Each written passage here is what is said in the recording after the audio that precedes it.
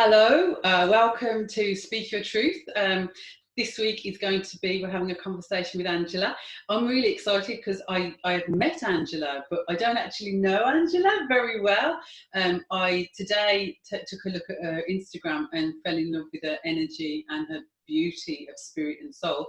So I'm really looking forward to getting to know Angela. So join me as we together get to know Angela, and obviously you'll get to know more about me as well. I'm Helen. So hello, Angela, and thank you so much for agreeing to do this.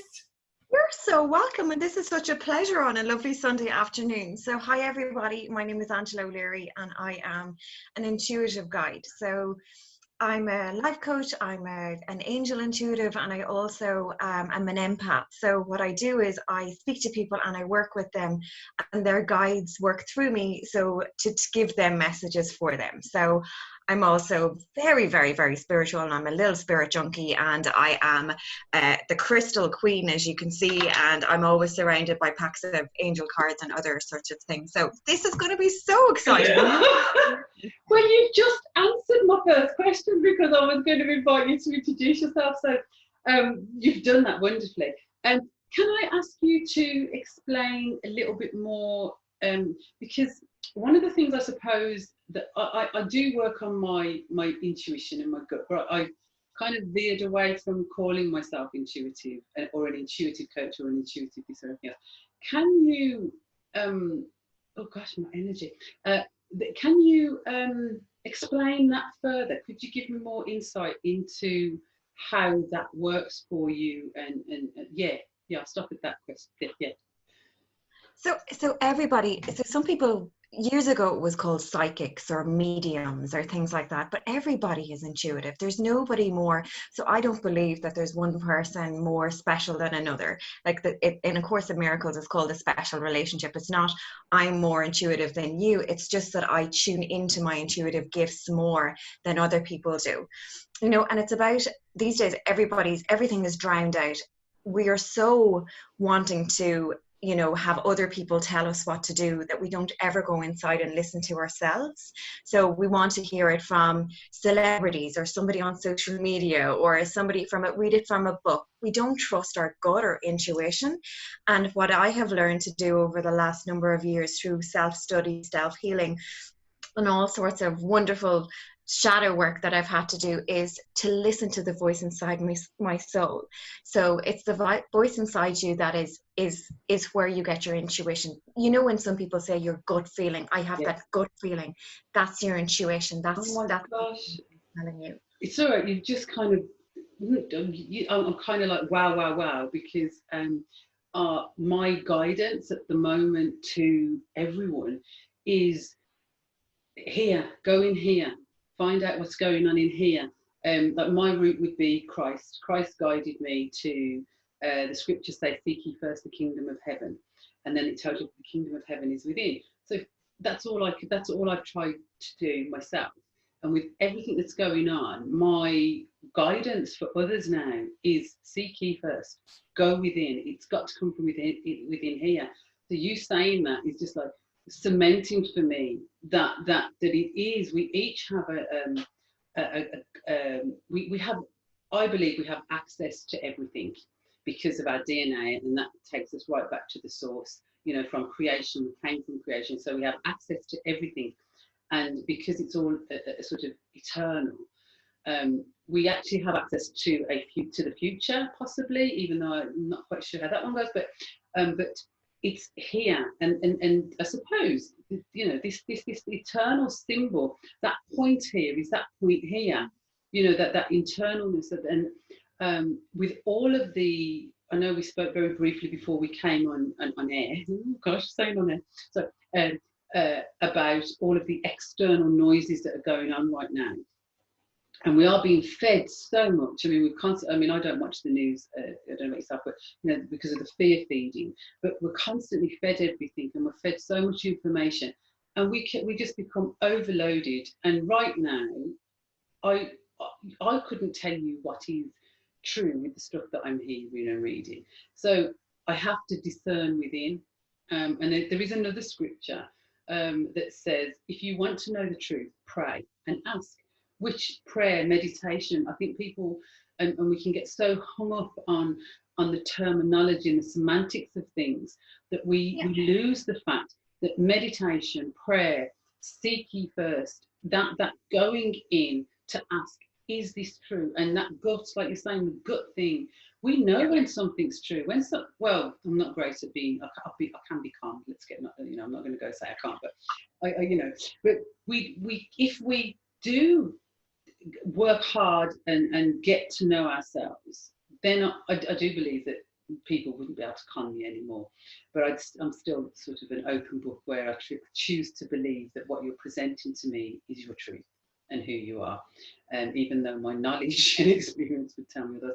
So you've just kind of really cemented that for me, in not within the scriptural sense, although working with angels would mean that you have I would presume, I'm going to presume, which makes an outsider unit, that you have a scriptural knowledge as well, and that there's, you know, within the spiritual sense, we have to do this work. We have to, and this time is such an opportunity.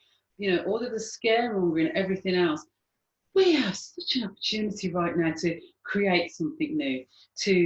And I know that we didn't speak, but we had a little message. I mean, at 3:45 this morning, there was a meditation happening that I participated in, and I believe you participated in as well. And I was saying to somebody earlier, I received a message the other day that one of my friends sent me from somebody that they had received, from a woman who said that she was woken by God, who told her to tell my people to send up to send up praise, to send up hallelujah, to send up gratitude, which is again that meditation to the higher, to the source, to whatever name you want to give it, however you want to perceive it. To do that, and so this is I've got a lovely warm fuzzy feeling. So yeah, Helen. So spiritual people don't believe in. So we're not religious per se, as in, you know, one structure. So God for me doesn't live inside a brick house. God for me is inside me. He's in a bumblebee. He's in a flower. He's in a plant. He's in this conversation. So. Yes. God is all of us. We are the collective. We are God. We are God's people and God's children, and there's no difference between me and you and everything inside us. And so God, people can call it different ways. They can call it, I sometimes refer to it as the universe. I sometimes call it the source. I sometimes call it my inner knowing, or my ing, you know, whatever is inside me. Gabrielle Bernstein says it's add more ing to your life. It's your inner spirituality, that little voice in your heart, not your head, because there's a difference in your soul and your ego. Your ego is the one that's always telling you, you can't do this, you're not good enough, we need to do this. Whereas your soul, when you come back, so what the original question was, how do I get to be intuitive? So I've done so much work of cutting out the ego and coming back to the source and the soul. For years, I worked in corporate. For years, I just didn't feel quite right. And then I was always trying to self-soothe with something, whether it was wine, whether it was food, whether it was holidays, whether it was whatever it was like endless TV or whatever it was, to make me feel better. Because I was always searching for something to make me feel better, because there was an emptiness inside because of the way that the world has gone. And it was just so materialistic. We'd lost the connection that we were supposed to have. We'd lost the sense of community. We'd lost the sense of what's important and what's real. Now it doesn't matter what car you've sitting in the driveway, it's sitting in the driveway. It doesn't matter if you've got a 20-year-old car, you've got a beautiful new Lexus. Nobody's going anywhere anyway, you know. What bloody handbag you have, nobody cares. You're going nowhere with it. It's like, this has been the leveler. This is bringing us back to who we are. It's bringing us back to what's important, and it's the connection. It's giving the people the time to breathe, to reconnect with their soul, just to learn how to just take it down a level. And we have to learn how to sit with ourselves, because for years we haven't been able to be comfortable in our own companies. We've always been looking for external things to entertain us, and encouraged to do so. And constantly going, because the second that we sat down, our head had started going, and we didn't want to do the shadow work to go, okay, there's something going on there and I need to actually look at it, but I can't do it at the moment because I don't want to go there. I don't want to open Pandora's box. Whereas somebody like me who's done that shadow work, it's like if you cut your hand, right, and you put a Band-Aid over it, they always say you need to let the air at it in order for it to heal quicker. And that's what you do with shadow work. You have to take it out on the table, look at it, deal with it, and then it heals. But so many people haven't done that. And I think this thing that's going on at the moment is giving people a chance to kind of sit with themselves and kind of say, okay, I need to get my shit together here. There's stuff that I need to read, to learn, to change. My behavior hasn't led me to happiness. At the end of the day, when all the stuff is gone, I'm still left with myself. Absolutely. So unless you're happy with yourself, unless you know who you are inside, because I think it was Brené Brown, somebody wonderful said it was, they said, your heart is who you are and your head is where you live. So you have to be happy with who you are and be content with where you live. Because you're going to take yourself everywhere you go, whether you're in a mansion in Monaco or you're in a caravan in a field with a dripping roof. The one thing that's always going to be the same is you are going to take yourself with you. Bob Marley has a wonderful line in one of his songs, you're running and you're running and you're running away, but you can't run away from yourself. Do you know something? You can't run away from yourself. You've mentioned shadow work a couple of times, and I'm, just to expand that to sort of the shadow work is working with what we consider the darker elements of ourselves. Would I be right? Would you agree with that terminology? Because it's been so. I think just to say that that's what shadow work is, because we spend a lot of us.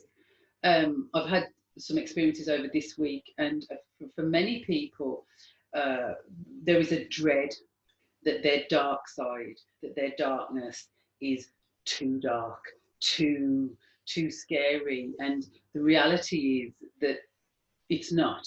It's about embracing both aspects of self. I think on Wednesday my musings were, this light and dark. The Hermetic principles speak about where there's light and dark. Where on your scale does one start, one finish. But we do have a general acceptance of the shadow work being opening up, like you say, opening yourself up and having a look at all of you, the bits that everybody, you present, the bits that you are frightened of yourself even. And there is an element of fear, because there are some members of our humanity that do things that are extremely what I would consider dark and questionable. But I believe that they do that from a place of their own pain and hurt. But most of us, for most of us, our darkness is never that dark. It's dark to, sorry, I just forgot to turn off my phone, and I really want to. Me too. So I've just turned that off. So our darkness, and that is what some people call it, our dark side, our shadow side, and that's what shadow work is about. So just to kind of illuminate that shadow work, and also to alleviate the fear of shadow work. One of the things when you do take off that plaster and you allow the air to get to it, is that it heals. Once you expose something and bring it to, and it's not about bringing your dark into light and making light. It's about exposing it for what it is, and that's all it is, and allowing it space.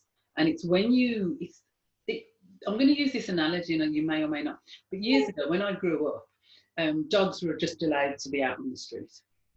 Dogs were just allowed to be out and about, and we grew up with dogs around us, and we climbed trees and done whatever, we went running, and the only dogs we had to worry about were the dogs that were locked up in the back, because they didn't like being locked up, and they were locked up, and everybody was out having a great time. And we now live in a society where you can only take your dog out on a lead, you can only be stood, and so you're automatically kind of putting your dog into a corner, you're putting your dog into that defense mode. And that's something similar to what we do with our shadow side, is we lock it away because we think it's so bad and so awful, and that nobody will like us, and that it's going to be woeful to come out of it. when in effect, let you open your shadow, be all of you, all your messy humanness, bring it out and be human, be all of you. And all of you is beautiful. You know, all of you is wonderful. There's nothing to fear in all of you and all of me. And, you know, so I just thought. And that's what I've learned. And I think that was a really nice analogy. For me, shadow work like that, it's all, everybody has, you know, you don't have night without day, you don't have summer without winter, you don't have yin without yang. So there is always a light and a dark in everything. So it doesn't matter. It's not, nobody is Mary Poppins and rainbows and unicorns, and nobody is all like cartoon characters from, you know, Disney movies, like, you know, Cruella de Vil, unless very, very rarely that happens. It does happen, but, you know, very rarely. So, you know, everybody else has, and shadow work for me is not necessarily just about, you know, the parts of you. It's about forgiving yourself. It's about the self-forgiveness, and it's about forgiving ourselves and forgiving others. And it's about recognizing our triggers. So I've learned to speak to myself going, why are you getting angry, Angela? Like I speak to myself as in the third person because I'm a life coach and I've learned how to have these difficult conversations with other people, and I have them with myself. It's like, why are you annoyed? Is it because, let's go down to the basics. Are you tired? Are you hungry? Or do you need some water? Or is this triggering a reaction with you that is something that was in a trauma from your childhood? Is this triggering a reaction that was in a previous relationship? Is this triggering something that you haven't really dealt with from the past? This, normally what happens is we're reacting to a situation at hand, but it's never really about that situation in hand. It's always about the memories that has been brought up from years and years and years ago of past traumas that we didn't actually deal with at the time, we pushed under the carpet. And those kind of things will always come back and rear its ugly head. And it's like, okay, bite you on your ass. Exactly. Like, why are you attracting the same type of guy? Why are you, you know, always in a codependent relationship? Why are you always having problems with money? Why are you constantly moving around? Why are you having problems with jobs? Blah, blah, blah, blah. Yeah. Whatever that may be. Why are you still drinking 2 bottles of wine? Whatever that is, it's like, okay, so you're not dealing with, maybe you haven't. For me, sometimes it's I'm calling myself an adult now that I'm 42, like I'm brilliant. So it's like, it's only in the last, I'm growing up and I'm an adult, yay. It's only in the last few years that I'm reacting to stressful situations in an adult way, well, what I consider an adult way, rather than masking them and looking for a, like, oh my god, I need to numb this, there's too much emotions going through me, it's swirling around me, I can't cope, so I'm either going to get, like, I'm going to bottle of wine, I'm going to Haribo, I'm going to whatever it is going to do. People use porn, video games, whatever it is to numb it down so they don't feel the emotions. What spiritual people or people who are highly intuitive do is we don't do that, because I have learned that my emotions are information to me. They're trying to tell me something. If I walk into a room and I get a feeling, that's my gut saying, there's bad energy in here, there's something you don't like, get the feck out of here. You know, don't stay in an environment that's toxic, because we're all little sponges, we're energetic sponges. And it's like, people walk into an office and they'll know if somebody's in a good mood or a bad mood. You'll say, Jesus Christ, your man has a face on him like a slapped arse, meaning, and he's bringing down the mood of everybody. You're being at a party, you end up talking to somebody and you'll feel drained after 10 minutes and can't wait to get rid. Energy vampires. You know, somebody else is like, you can't wait for them to come in. They're like the life and soul of the party. And that's energy, an energy vibe. And, you know, energy is like attracts like. So if you try to be high vibration and be positive, you attract those kind of people into your life. And other people who you may have been friends with all of your life will gradually fall off. And it's not that you fought with them or something happened. It's just that you're resonating at different energetic levels and it naturally will fall away. I feel like I'm just going to be quoting Marley for the duration, but he is, I have to be honest, he's quite an integral part of my life, I suppose. But he said, good friends we've had, good friends we've lost. And it's not, there's no good or bad in it. It's just, it's life and you travel through, and there are people that will there are some people that will remain in you meet for a moment and they can have such a massive impact upon you. Then there are people that you will be in your life forever, You may not see them all the time, but they're in your life. Some people are here to walk a small way of your journey before they go on off on, and others are there to walk the whole path. And I remember many years ago, when I was just trying to really live a certain way, and I thought I have to like everybody, I have to love everybody, and in loving everybody, that means I have to like everybody. And there were some people, and I was just like, oh gosh, what's wrong with me? Why can't I like this person? And I say I get gifts, and I was so delighted when I received the gift of Helen. Loving people doesn't mean you have to stay around them all the time. Loving people does not mean that you have to be with people who you really don't like and who you just don't gel with. Loving people is about acknowledging that and moving forward and going, I wish you well, I wish you peace, I wish you love. Me and you just ain't walking on the same path. Yeah, but without any judgments of they're not nice or then they're, or you know, and we do as humans, we tend to, I suppose it plays into that them and us thing. Is, oh, they're not nice because they don't think the same way as me, or they don't, you know, I don't gel with them, which means they can't be nice. Again, around the same time, there was a woman, and for love nor money, I couldn't stand her. Oh my gosh. And her children, though, were beautiful. Her children were just amazing. And I thought, that woman is amazing to somebody, because her children aren't, you know, children do reflect their parents in some way. And I just remember thinking, I can't take to her, but I know that there is a beauty within her that I'm unable to see. Just knowing that there is beauty within people, just because I can't see it doesn't mean it's not there. And I think that's kind of, I'm being led to that, to what's happening now in terms of the world that I would like to create, and I think others would like to create. And it is that acceptance of, I don't have to like you. I don't have to sit with you and agree with everything you say. All I have to do is accept that we are different. Sorry? Yeah. You don't have to be full. Yeah, but we can respect our differences. We don't have to go to war about it. We don't have to fight about it. We just have to accept that as long as you're a consenting adult living your life, and that is beautiful, and I'm delighted for you, and I'm the same and going on my life. And if we can create a world with that kind of mutual respect of autonomy, respect of each other's uniqueness and beauty, then we can have a phenomenal planet. The planet will provide everything we need. We can live in harmony with each other, rather than this, I don't understand the 1% of the 1%. And this is where everything I've just said, I'm going to kind of negate, because I keep thinking they must all have small dicks, you know, excuse the expression. Because how much money is enough? How much power is enough? What's wrong with you? So, but in saying that, you know, if you want all that money and you need all that power, fair enough, but it doesn't have to happen at the cost of other humans. And I do believe, I do believe right now that, and what history has shown me is that for some, most of us humans are expendable. And I can feel myself just becoming disheartened as I say it, because it's a truth of history. And it's so sad that happens. I don't believe anybody's expendable. I really believe that the world is showing us that people aren't expendable. It's the only thing in the world that isn't expendable at the moment.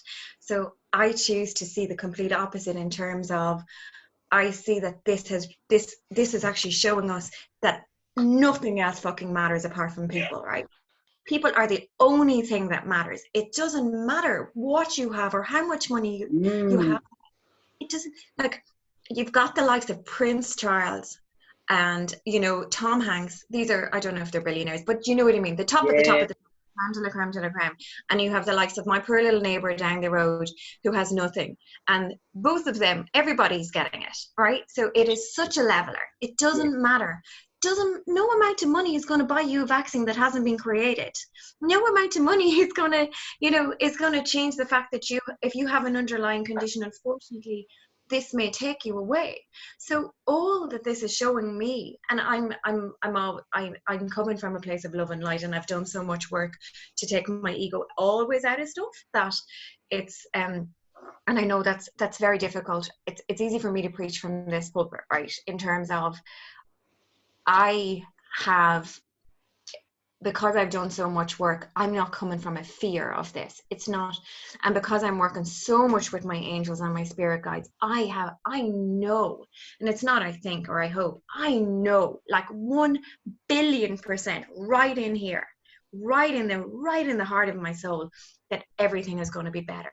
It's not going to be back to normal. It's going to be 1,000 times better. The colors are going to be brighter. The people are going to be kinder. The world is going to be less materialistic, bullshitty. People are not going to be there looking for, everybody was looking for, you know, they needed to have 10,000 likes on Instagram in order for them to feel some sort of okay about themselves. Validation. Validation. And now And it's all an external validation that's being, people are kind of thinking, because they haven't done that, they haven't spent the time to know, if I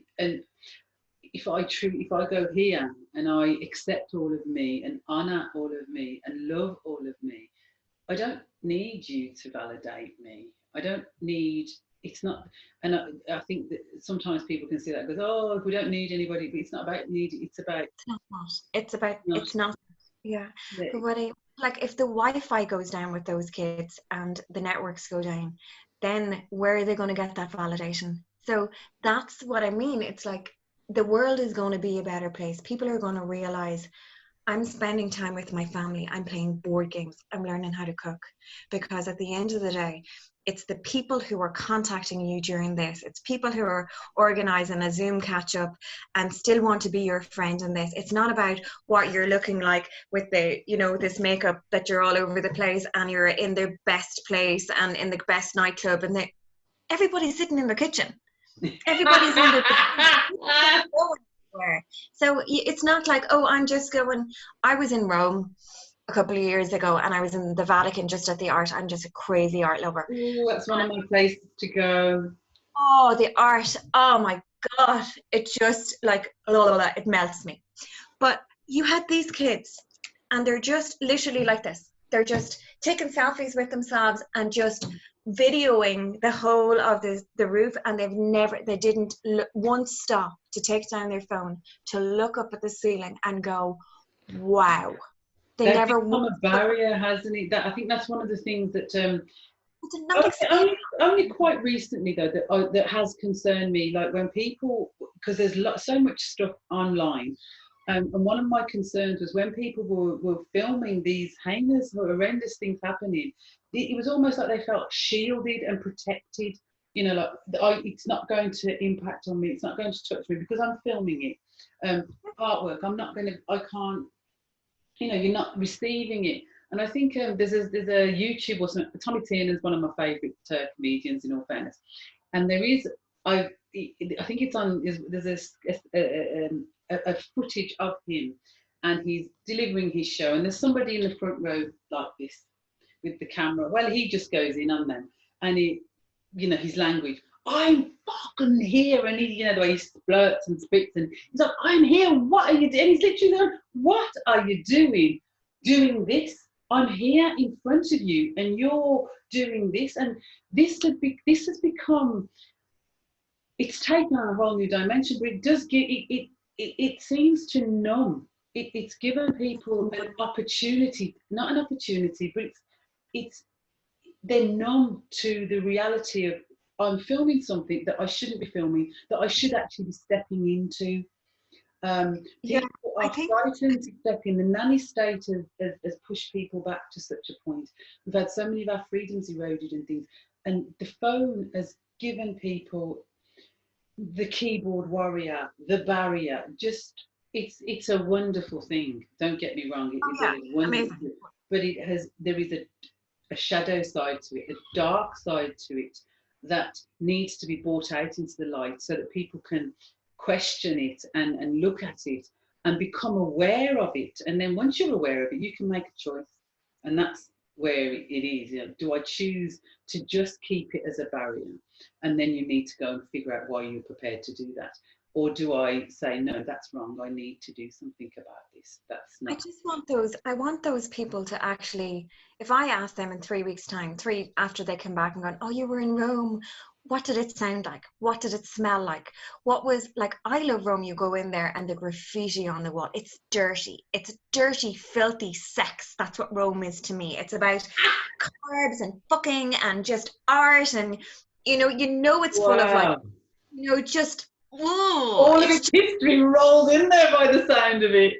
like, it's just so much sex, and that there's corruption and politics since the beginning of time, and the art and the craziness, and it's just for me, it's like plugging in a phone. You go to Rome and you feel recharged. It just is the source of everything. You made I think the Rome tourism should employ you on that one.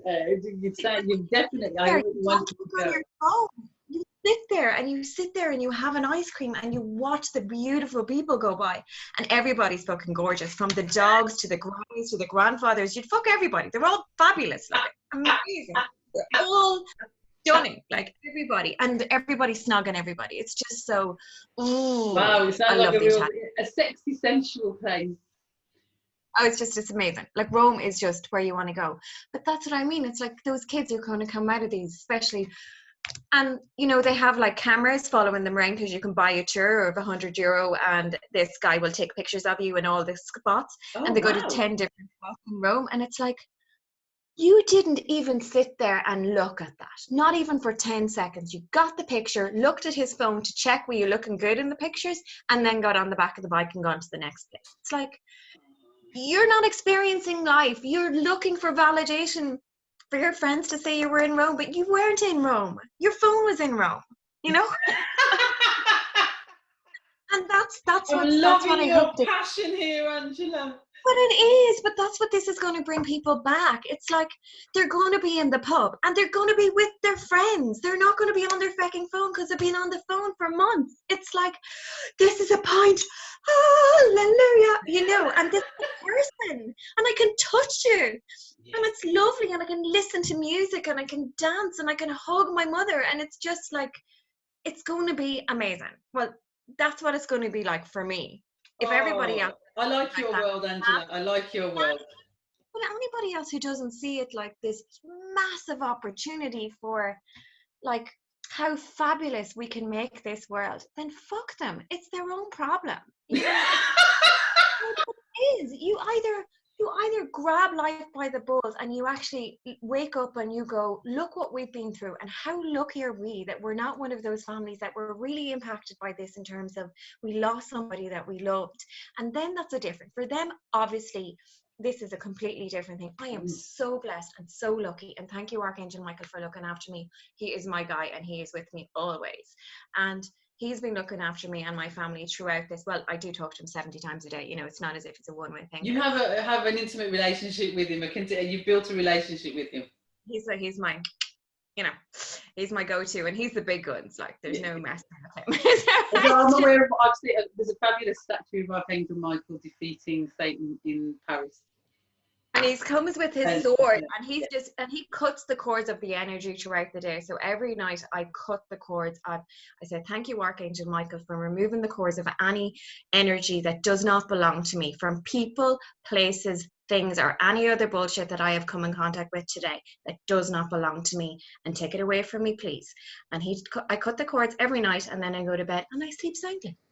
I'm going to ask you, what brought you to angel work? Because as you've been speaking, it's very, very prevalent. It's there. So what was your journey to that? I'm into lots of different kind of spiritual work, but I've always believed in God. I've always been the kid who, my grandmother, my nana, was very into angels, and it's the only prayer I used to always say. O angel of God, my guardian dear, to whom God love commits me here, ever this day be at my side, to light and guard, to rule and guide. Amen. You know the guardian angel prayer? I've never heard that before. Oh, so I said it since I could speak. And I've always, my nana has always said to me, just ask your guardian angel, guardian angel, guardian angel, guardian angel. So I haven't known anything other than I've had a guardian angel. I just, right, okay. It was as much as like that we drank, she gave me tea in a bottle. As much as I love tea, I had a guardian angel. There wasn't a moment of like, the angels. Oh, wow. No, I never questioned it. I wasn't as much into all of the angels apart from my guardian angel, apart from probably about 3 years ago. I started the spiritual path properly. Like, I came out of the spiritual closet, as they call it. You know, and from the Muggle world, that's a Harry Potter analogy of people who don't believe in I know the woo. The woo-woo, yeah. I said it to somebody today. I'm just doing my woo-woo, and they went, woo-woo. I said, that's why I call it my woo-woo. Is anybody, I fly in my woo flag now, and it's like, come find me, other little woo people. So I believe in angels and gods and goddesses, and I believe I'm really into shamanism at the moment, and following loads of really cool shamanic healers, and you know, I've just to all. Oh, absolutely, like the water. Yeah. As in heaven, so on earth. There is that, and I was saying that to somebody today. Ethereal. I'm really ethereal. There were lots. Somebody said to me. Oh, sorry. No, so just 2 shamans recently has told me you're so ethereal, Angela, and I was like, oh, I didn't know. What's that word? That's very exciting. I often go to the dictionary then. Go, what's somebody saying to me? Somebody said to me something about. I was talking about love, and they went, "Oh, is it not just biochemical?" And I thought, I've got to go and look at what that means before I even try to answer it. You know, I had to go and figure it out. What does that mean? But yeah, what I was going to say is that oh, poop, it's gone. Oh, that's it. There's lots of different terminologies, and in scriptures it says, "In my house there are many mansions." But what's happening now is I'm hearing, for example, the energy, the meditation last night. Then there was the woman saying the need for this, and then there's the you know, like if you look historically, and all of these different ideologies have different names and different things, but it's the same. You know, there is definitely an energy, either whether you believe it's prophecy fulfilling, it's planets aligning. Whatever it is, there is something about, I mean, this is such a unique time. Every single government on the planet, the world has never had such a shared experience. And that is phenomenal, because I just, part of me wishes I could time travel, because I would like to go, maybe, there's a couple of NEMs and video things online at the moment, but I'd love to go and actually see sort of my children, and they turn around and go, "Oh, do you remember 2020? Oh yeah, 2020. That was the, you know, how it's going to be perceived historically. And in 100 years, 500 years, just like now, how we are looking historically at massive changes in humanity and shifts in humanity, and that the planets were like this, and this prophecy said this. 2020 will become one of those times. I am truly confident, because there has never been nothing like this before, ever. There is an element of massive awakening. Yeah. I do. I am. Can you when you describe how the world is going to be, it fills me with such joy and hope. I can't say it doesn't, because it really does. But I'm going to kind of just come in and say, what about those that don't believe those things? What about those, the 1% of the 1% who have an agenda for something else? So your confidence in that it will be better is actually, it's food to my soul, to be fair. But because, you know, a lot of all of these prophecies and all these things is, if we don't do this, then it's. But we are doing it. It's done. But we are doing it. We are doing it. So the Dalai Lama said the world is going to be saved by Western women, and we are here, and we have woken, and we are on our missions. And you know, Lightworkers are people who are here to bring the light to the world, and it's our jobs to raise the vibration of humanity in order so that people will feel better. And if you come in front of it, like I am so passionate about everything is going to be better, and that has already fed you. You had some doubts, and now it's like, oh God, I want some of what she has. Like, I'm making you feel, because I know so much and I'm so confident in it. You can't but believe me, right? Because it is difficult to not to. There's no question in my mind. There's no doubt. There's no anything. And everybody I know of my generation and younger and older, hopefully, have all gone back to that I remember as a child of the early, like when I was starting my first job properly, probably in the noughties, right? And it was all, people used to go shopping as a hobby. Like that was their hobby. Like you'd go shopping at the weekend to go and buy just materialistic, materialistic, materialistic. And that's the way the world went. And people lost their way. Now, now people are paying crazy money for yoga retreats, for raw food retreats. Every weekend you can see people are going hiking. People are, making their own food. People are, you know, every second girl has a new journal that they're writing in every morning to do their little journaling. Everybody, like mandalas and, all these little cards. You can't move for a crystal in somebody's handbag, or like like my bras are like shaking when I take them off at night. It's like, you do noise? this and it's a maraca. If anybody went up my top, they wouldn't know what it was like. Fourth nipples. It's like, no, that's my crystal. It's okay. It's like, that's my smoky quartz and that's my rose quartz and there's my tiger's eye. Don't use something like this. I've tried this before. Doesn't work. Okay, it's not good times in your bra. Don't do it, people. Not good.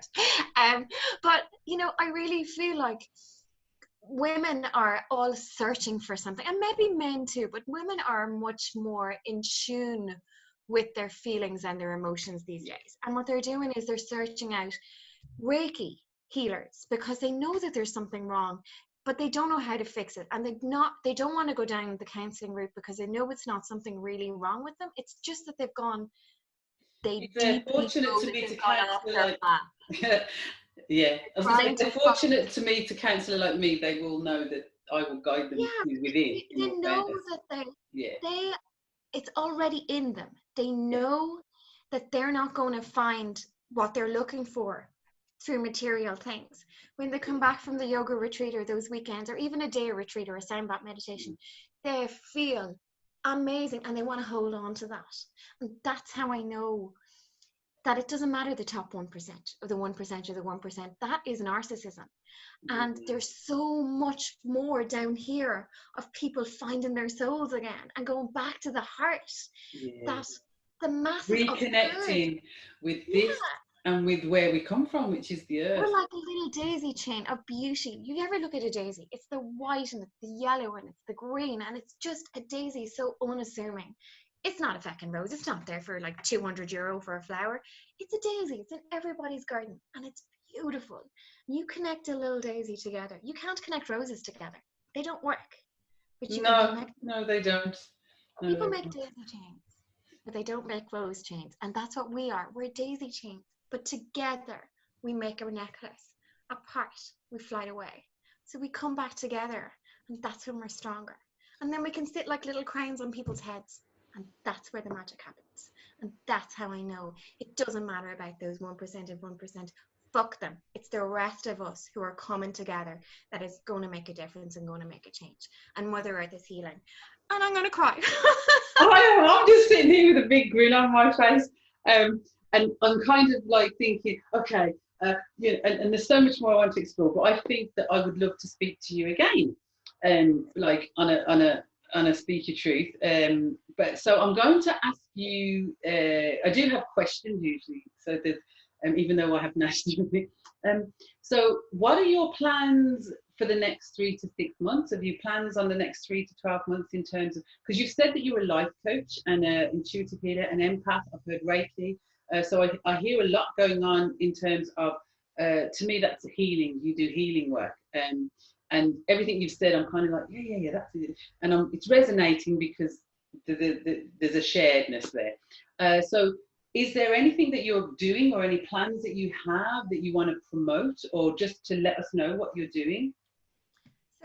So what I'm going to try to do is I'm just launching my business at the moment, I'm trying to bring it. It's called the Lavender Lake. And I wanted to ask you about that as well. The Lavender Lake. So I want to help people find the magic inside them again. That's what I want to do. I don't want people to die with their songs inside them. I don't want them to die with their dance inside them. I want them to find the magic. I want them to look at the world through glorious Technicolor again. Just before myself and my husband split up, and I was going through a really bad time, and I had turned beige. My hair was beige, my skin was beige, my life was beige. There was no color. It was just I gone tell you, blank. you're glowing now, Angela. And all of a sudden, when I found myself and found my soul and went back to my source, to what I actually really cared about and what actually really mattered again, that's when the magic happens, and that's when your soul starts to sing. And it's finding the song of your soul that everybody has inside them. And it's helping people go back to the basics and say, what is it that's going to make you happy? Because sometimes people have no idea. I say, what makes you happy? They're like, nothing. What's your passion? Nothing. They feel like they're so bland that they can't remember. And then all you do is you say, can you remember when you were 16 years of age, there was a band that you loved and you would have, like, you saved up all your pocket money and you would have died to go and see? Who were they? And then you remember, I was like, well, I don't know, it was whoever it was. I think it was Nirvana for me at the time. It was like, go and listen to an album of theirs. You mightn't have listened to it in 20, 30 years, but listen to a song. Everybody Oh has my gosh, Spotify. I did that the other day with Marley.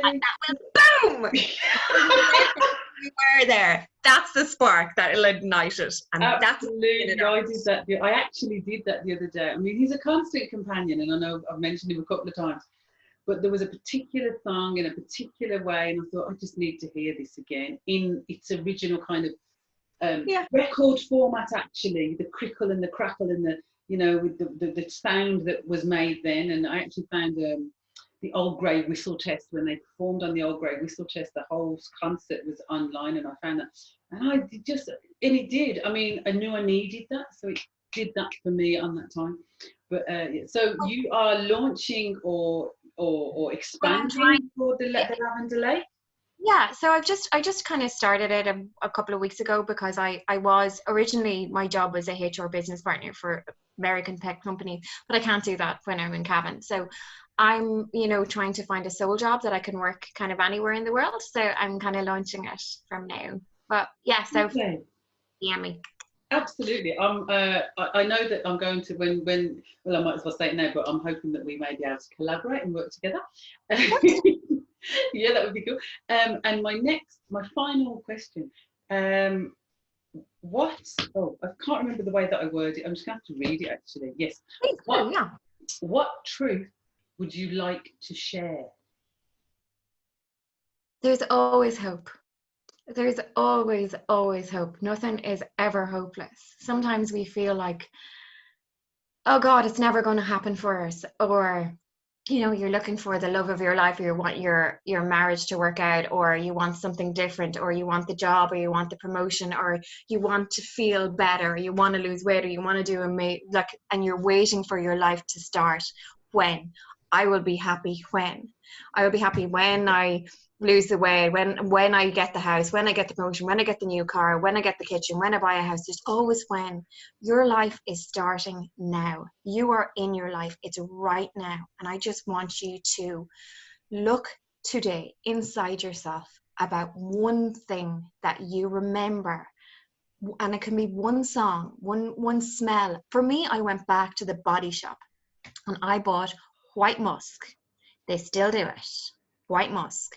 And that smell triggered something in me. That smell and listening to Nirvana made me like, boom! And it just was the beginning.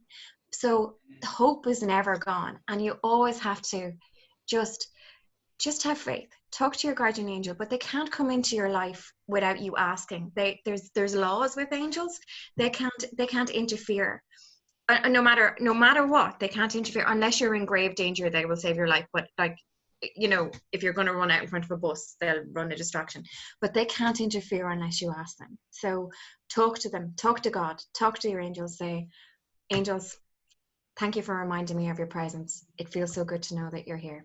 And look for signs. You'll see it in 11:11. You'll see a feather on the street. You'll see a robin. You'll see something. And it was so lovely to talk to you all. And this is going to be amazing. Life is going to be good. Oh, thank you, Andrew. Don't disappear. So I would just like to say thank you so much, because this was not planned. So I am feeling very, very buzzed about getting to know Angela more, and I hope all you guys see her beauty. I think it's just evident personally, but hey ho. So thank you for joining me, Angela. Thank you for joining me, guys. I hope that you've enjoyed this week's Speak Your Truth conversation with Angela. And I look forward to talking to other people. And please leave your comments, subscribe, and all of that stuff. I'll give you a little promotion for myself, Authentic Discovery. I have services, I have a website, I have Instagram, social media. You can find me. If there's anything I can do to you, for you, to bring you to you, then please get in touch. And that is the end of this week's Speak Your Truth.